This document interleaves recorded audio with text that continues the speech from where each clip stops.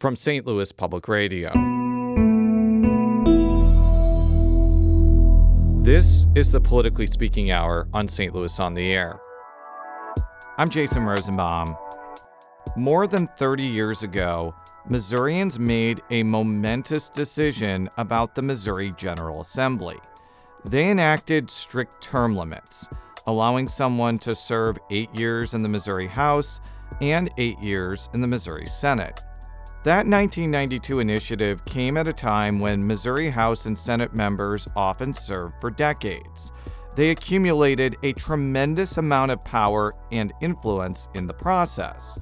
Greg Upchurch, a Manchester attorney who chaired the successful ballot item campaign, says the fact the initiative passed with over 75% of the vote showed that Missourians didn't want their state lawmakers to hang around the state capitol in perpetuity. People don't like politicians, and this is a way to limit the power of politicians. It doesn't mean that they have to stay out of politics. No, they just have to stay out of that particular office once they've been limited. So you can run for dog catcher if you want. We don't care. You just can't run for the legislature again. But with the passage of time, more and more people from both of the state's political parties have criticized these legislative limits. Joining us now from Jefferson City is one of those legislators, State Representative Peggy McGaugh. The Carrollton Republican introduced a ballot item that could allow someone to serve as much as 16 years in one legislative chamber. Representative McGaugh, welcome to the Politically Speaking Hour on St. Louis on the Air. Thanks for having me, Jason. What prompted you to introduce your proposal to change Missouri's term limits? You know, we felt like when this passed on the ballot in November of 92, changed the Constitution, Article 3, Section 8, as you know, to 8 years in the House and 8 years in the Senate for a total of 16. Probably back then, the people thought that it would be a good thing, and it would push out maybe some of the things that was going on back then. But what's happened is that we now have a lack of experience, a lack of institutional knowledge, and it's been a detriment. So I just think that when you think about a successful business and its CEO, you know, would you, when it came to would you be better or worse off if you were forced to fire the CEO at the end of the year, you know, successful or not? You know, you don't want to be firing a good legislator if they're doing you a good job just because it happens, you know, their time ran out. So I think it's time that we think about the fact that there are many, many good people who need to stay around longer because we need their expertise. Some of the policy areas that it has shown that we need to keep people around is in the budget, in the foundation formula for the education, which is very, very important, in Medicaid. You know, that has changed immensely even since I've been down here in 18, and in elections. So I think if people had the ability to stay longer, that they would be better prepared for what's in front of them. I spoke with Greg Upchurch, who was the leader of the 1992 amendment putting legislative term limits in place, which you alluded to in your response to my first question. And I talked with him about your proposal, and needless to say, he was not very enthusiastic about it. Here is Greg Upchurch commenting on your ballot item. In 16 years, you can send somebody off to first grade and go to their graduation from college. That's a long time. That was Greg Upchurch, a Manchester attorney who helped pass Missouri's 1992 legislative term limits amendment. What's your reaction to his comments?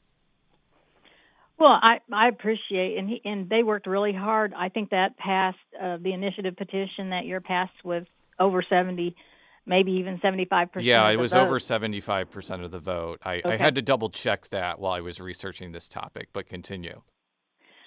And I think, though, there was a lot of turmoil in the state at that time. And I know you were a very young man then. I was a county clerk in northern Missouri, and I I know was there 8 was... years old and living in Illinois, representative. I was not paying attention. Okay, I'll give you that. I was a lot younger then, and I was just starting out not starting out, but I was in a political career, but raising children, so I wasn't active in politics. But I do remember a man that had a lot of power up in the north, that then the power made him also be a little greedy, perhaps. And so that initiative petition came fresh off of all that uprisal. And I do believe that maybe the people had that, and maybe some parts of Washington, perhaps. Voters get what's happening at the state house and what's happening at the federal house confused sometimes. And so when they went into the polls, vote, let's get rid of those scoundrels. So I think that the people that realize that their reps are good, doing good things down here, might consider it. It would. You're right, and he's right. It might be a hard sell, but we've got time. We've got time to get it out there. Now, first and foremost, I want you to know this is not self-serving. I'm not doing this for myself. I don't intend to. This is my last term. I'm not running for office again. I don't intend to do that. Yeah, and that was actually going to get to another question of mine. This would not affect legislators who are currently in place. It would That's not right. be retroactive. Why did you decide not to make it retroactive? I thought it was best for the people that are here now to help pass it, to be able to show to people that they're not trying to do something for themselves. They're not trying to be selfish. And I think it needs to be close to the next time of the next redistricting. I served on the census committee, and I know the numbers are shifting. My own district shifted enormously. I used to have Ray, Carroll, and Sheraton counties, and the northern area, the northern part of Missouri, is losing population so much. And so I now serve Carroll, Livingston, and Lynn, and a portion of Ray. And so those numbers are going to shift again. We're not gaining population. So they need to know where they're going to be filing. I didn't file this bill for anyone in particular. I filed it for the state of Missouri because I think the state of Missouri needs to know what's happening down here, that there's more money being spent because the people serving here on budget and on the school, the education committees have nothing. Term limits has caused the inexperience. Mm-hmm. It affects the legislators' ability to develop the expertise necessary to find the best solutions for Missouri. And that's my opinion, and it was the opinion of the other people that help with this. Now, the other component, as you know, is that I limit the how long leadership can also serve. And I think that was part, as we talked about, the big push to have this passed back in 92. Yeah, and just for our listeners, and I'm sorry to interrupt, but I want to just make sure they know what we're talking about. When the 1992 Term Limits Amendment passed, that was when Bob Griffin, who is from Cameron, Missouri, which is somewhat close to Carrollton, had been speaker for, I think, over a decade at that point, and he, even in 1992, he had been kind of castigated as this all-powerful boss lord, essentially. He eventually resigned and went to jail for corruption in 1996. And that's exactly who I was speaking of, about the corruption, and yes, that's up in my area. And there's still people that, talk about that, and it's a valid point. And can that happen again? I certainly hope not.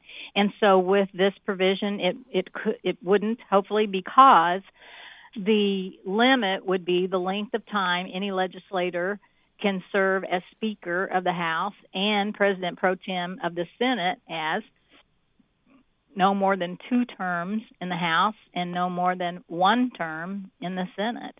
Mm-hmm. So that's very restrictive. So this would have to go to voters if it Yes. passes out of the Missouri House and the Missouri Senate. And we got a lot of comments from listeners on this subject, including this one from the hippie welder on TikTok. They can get term limits extended when they get our trust back. In my time growing up and spending time in Jeff City, only one rep has ever had my support. Once they remember that, they can represent us in our decisions. Are term limits amazing? No, but they can light a fire under someone to get stuff done. I would imagine there are a lot of people that feel the same way as that commenter and are going to see something like this and be like, "No, I don't like this idea. There should be a limited amount of time that legislators should be able to serve." How are you going to be able to convince people, including people that put term limits in place in 1992, that it's time for a change? Well, and that's a good point. So on the flip side is right now, if you know that you're going to be out the door in the next couple of years, what's the incentive to work hard and listen to your voters? I mean, you can just skate. So Mr. Hippie is right. For the people that are down here for the right reasons, they want to listen to their people. They want to gain the trust. But the people that maybe are just down here for politics, that don't want to write good bills and listen to their people and represent the area that they're from. Who needs to take care of that are the voters back home. Yes. That's yeah. Yeah. And that's exactly. I was working for the county clerk before me back in '92, and that's exactly what he said. Elderly gentleman who said we have term limits if people would really listen to what's going on and look around and vet. Even back then, vetting was a thing. Vote the guys out. If they're doing a terrible job, don't vote for them again. That's how you term limit people. And there are people who responded to this prompt about term limits who totally agree with you. On Fortune's Wheel on Reddit writes, term limits are terrible. It creates weak systems dependent on outside influence to help legislators with limited experience navigate the legislative process. By the time they gain knowledge and expertise, they're kicked out. I can't think of a single good reason for term limits. So On Fortune's Wheel brings up a worthwhile point. If term limits are so destructive and corrosive, why not just get rid of them altogether and allow somebody to serve 30, 40 years in the House or 30, 40 years in the Senate? Like, why did you decide only to go like halfway between the two extremes, basically? Well, I felt like with the electorate that we have now, what's going on in the federal and the state level, that we should probably take baby steps toward that. Because you don't think that getting rid of term limits entirely would pass. That is correct. When I put out this social media prompt about term limits, I got a lot of responses from former legislators. And one of the people is former Senator Delbert Scott, who served 18 years in the Missouri House and 8 years in the Missouri Senate. So he got to see both worlds, basically, the term-limited world and the non-term limited world. This is what he wrote. There comes a time to go home, as the natural tendency is to think the seat you occupy is yours. In reality, the seat belongs to citizens, and you are a temporary holder of the office. I don't anticipate any change in the term limit structure. There are plenty of capable citizens to fill legislative seats. So what do you say to the idea that term limits instill in legislators that this is not a forever job, and that when your time is up, you have to go do something else with your life rather than hang your entire identity around being a Missouri legislator? Well, I worked with Delbert Scott as a county clerk. Very good man. He did a great job. He's the epitome of the ones that did good work down here. So I appreciate what he said and agree with what he said. So the other thing with term limits, and I might add, the level of salary that we make here, is that we are not necessarily grabbing the brightest and the best. And we are gearing toward really, really young people coming out of college or retired, like myself, have actually done their career, able to draw their retirement from another job, another career, and then this is their swan song into Social Security. Because a young man raising a family, this is not a good occupation to make what we make and be away from home 4 days and a week. I don't disagree with that, but that seems like more of the fact that you make like $39,000 a year rather than term limits, and you may be getting to that point, and I just needlessly interrupted you, but right. That seems like an entirely separate issue. Like California has term limits, but they pay their legislators much more than Missouri, so you get a better crop of legislators even though there's term limits. What would you say to that? Well, it's all somewhat related. And what you said about does this define people? It's very sad to me if someone comes down here and totally changes their personality once you put representative in front of their name. And I agree with you that it shouldn't be that way. You should come down here to represent your people, not to gain a title. And now that we have term limits, you should come down here and work fast to get something done. I don't want to go back to the days where someone like Bob Griffin becomes a king and they become so powerful that, they become corrupt. So I think 16 years is a good level that is where we would start. State Representative Peggy McGaugh is a Carrollton Republican who sponsored a ballot item allowing someone to spend up to 16 years in either the Missouri House or the Missouri Senate. Representative, thank you so much for joining us today. Thanks for having me, Jason. When we return, we'll get a broader perspective about national term limits and whether there's enough momentum to undo them. This is the Politically Speaking Hour on St. Louis on the Air.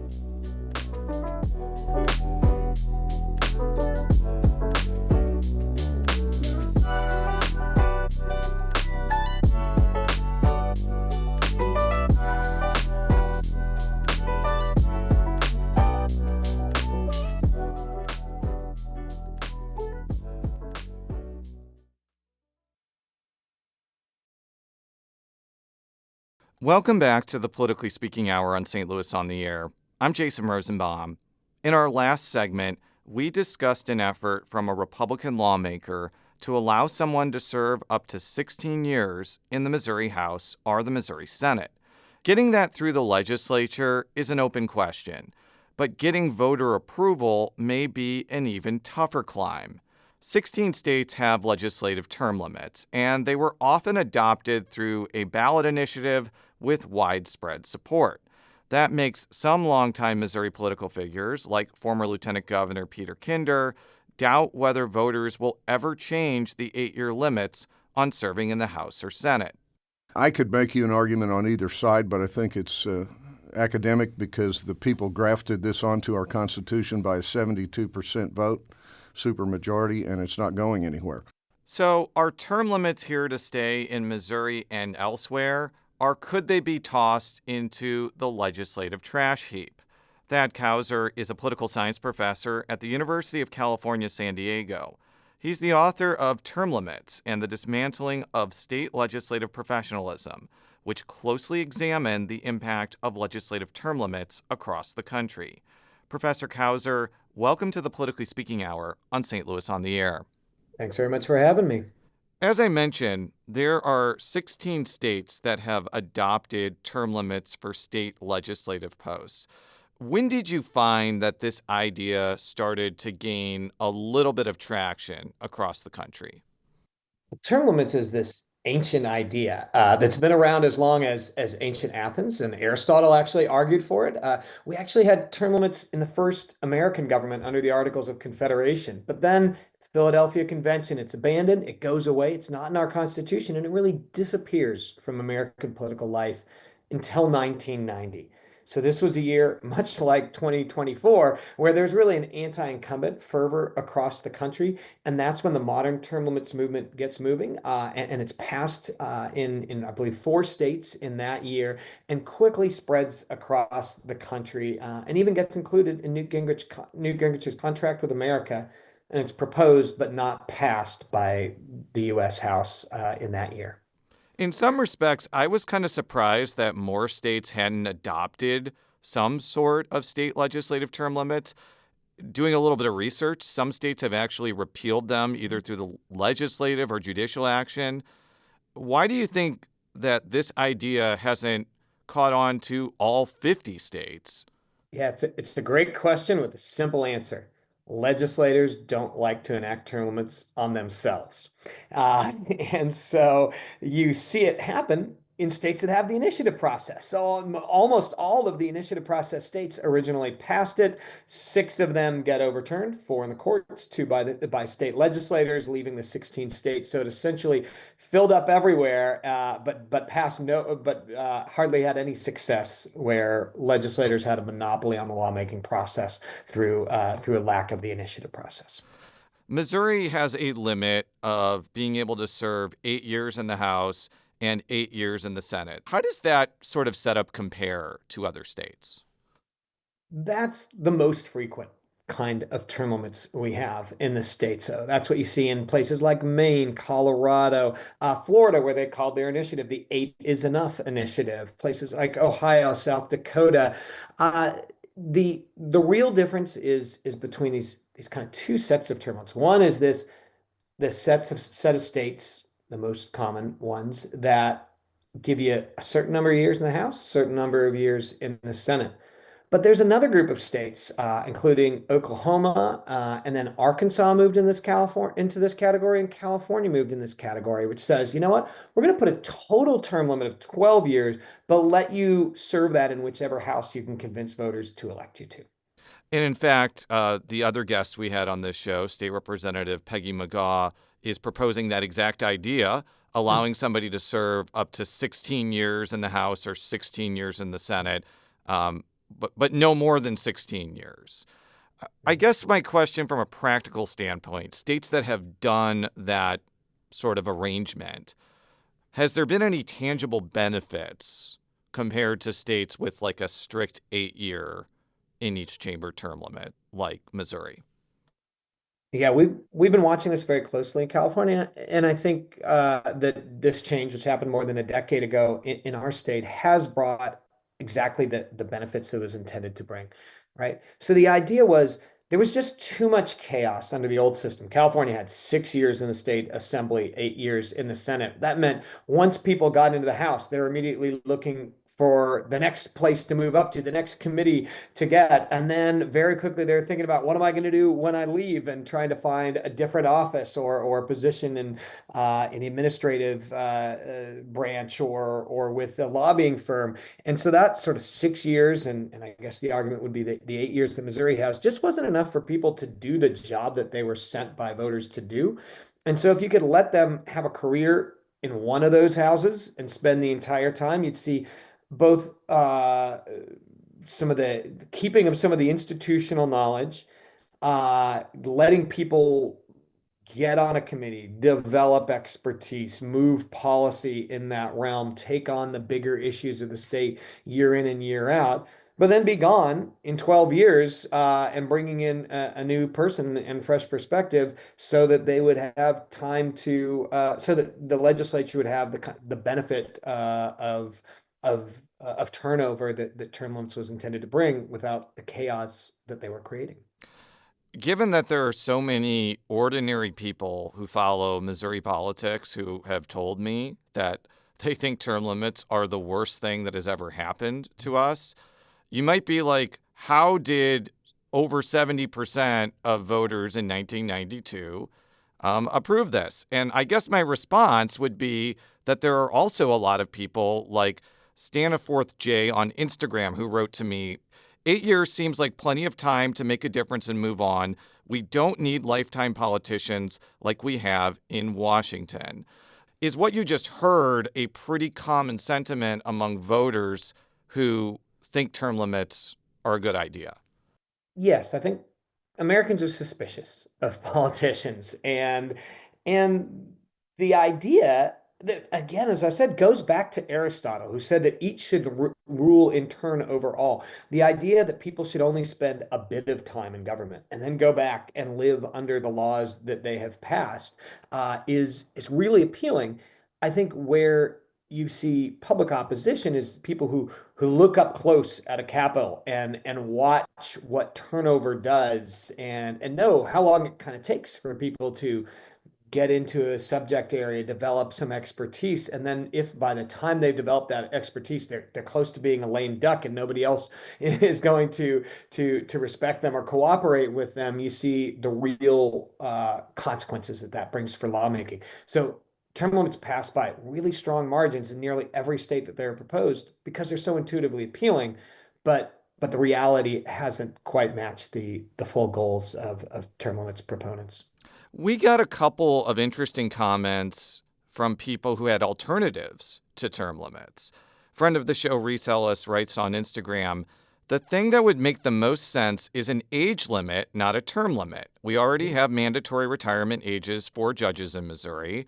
The reason we have these crazy primaries for state senate is because you have a bunch of people not wanting to, quote, miss their shot. Do any states in America have an age limit, or is it pretty much the same as in Washington, D.C., that if you're 105 years old and you decide to run for the Senate and win, you can serve at 105 years old? Yes, we don't have age limits. We let voters make that test of whether someone has the energy, mental competence, and perspective to serve, and we don't use age is only a number in American politics. I guess that point that Reese brought up, I think is taking a little bit more of a prominent place in people's minds. There's all these instances that you see in Congress of somebody serving into their 90s or their 80s and really not having as much vigor or energy as they did when they were younger. Is this something that may catch a little bit of fire? Or conversely, could that idea be really unappealing to a subset of voters who are in their 60s and 70s and 80s and may find that idea profoundly offensive? And guess what? Who turns out at a really high rate, right? Voters in their 60s and 70s. Yeah, I think we've had these discussions. Certainly in California, we had them around Senator Dianne Feinstein before she passed away while serving in office. And there have been these conversations about the U.S. Supreme Court that are very serious. But I don't think any of them are really likely to move ahead, both because of that overall idea that voters can decide and that every case is different, and that you do have politicians who are old who can be really vigorous. Look at President Trump, love him or hate him. This is somebody who has a lot of energy and vigor, and so I think the approach that we've taken over and over again after hand-wringing conversations is let the voters decide in this democracy. Some would say he has a little bit too much energy and vigor depending on the topic, but that's a discussion for another Yeah. day. I want to actually talk about the flip side of states that do not have term limits. And perhaps the most notorious example is across the river from St. Louis in Illinois. I'm an Illinois native, and Mike Mhm. Madigan started being Mhm. speaker before I was Yep. born. I'm 40 years old, so he Yeah. was speaker for the vast majority of my life. And he was recently found guilty of corruption. We had a situation in Missouri before my time. Missouri House Speaker Bob Griffin, who was the speaker for many years, also went to jail for corruption. Do these examples provide kind of a pushback against the wisdom of not having term limits because it entrenches people so much that they eventually feel they're invincible and they start doing a lot of criming? Yes, when I spent some time in Springfield, Illinois, interviewing people for this project, I learned that in Illinois we say sometimes a governor serves another term, and that doesn't mean in the state house. But that's not unique to. So first, There's absolutely defining that term limits leads to much greater turnover of leaders. People serve for shorter amounts of time. But on the flip side, often those leaders have really strong powers while they're in office because everyone who's elected there kind of came in under them and owes their election to them. People like Larry Householder, who was a speaker in Ohio, who was immensely powerful. So it doesn't change. Doesn't Term limits don't take away speakers' power. They have them serve less time in office. Uh, what I'd have to say, sort of, and I haven't done any systematic study of the link between term limits and corruption verdicts in the United States, but we have had, unfortunately, our fair share in California in the term limits era of legislators who have been convicted of corruption, and you see this in both term limited and non-term limited states. Former State Senator Ryan McKenna is not a fan of term limits, but he did add this in his comment that I found was interesting. I think a term limit on how long a legislator can be in leadership would be a better way to think of term limits. Think speakers, majority, minority floor leaders, pro tem, budget chairs. I can see both sides of the argument, but I personally thought government and the Capitol worked better pre-term limits. What do you think about this idea? Yeah, so this is an idea after Congress failed to move forward towards a constitutional amendment at the federal level. The Republican Party imposed committee chair term limits on its own members, at least initially. And the idea there was it was really that entrenched power where someone almost had a policy realm as their own fiefdom in some Congresses that was a big problem. And you just, you didn't need to throw them out of office and kind of deny their voters the ability to vote for someone of their choosing. But if you rotated committee positions, that would be a way of spreading power across districts, across legislators, across individuals. So there's some precedent for that, and there are reasonable arguments for that. The arguments against would be, this is exactly who you want, where you want to have experienced leaders in a committee, where they're often bringing in experienced staff, and that's where policy work and policy development gets done, and where the expertise of a long-serving member could be most useful to the public generally.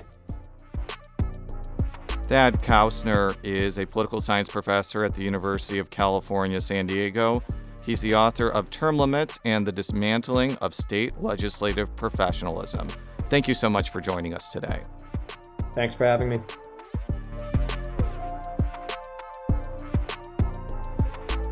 Today's episode was produced by Jason Rosenbaum. Our audio engineer is Aaron Dorr. This podcast was mixed and edited by Aaron. Our executive producer is Alex Hoyer. St. Louis on the Air is a production of St. Louis Public Radio. Understanding starts here. Do you find yourself regularly listening to episodes of St. Louis on the Air? Suggest us to a friend you think might enjoy our conversations. And leave us a review and rating on Apple Podcasts on the App Store. It's the simplest way to help people discover our show. Thanks. St. Louis Public Radio is a member-supported service of the University of Missouri St. Louis.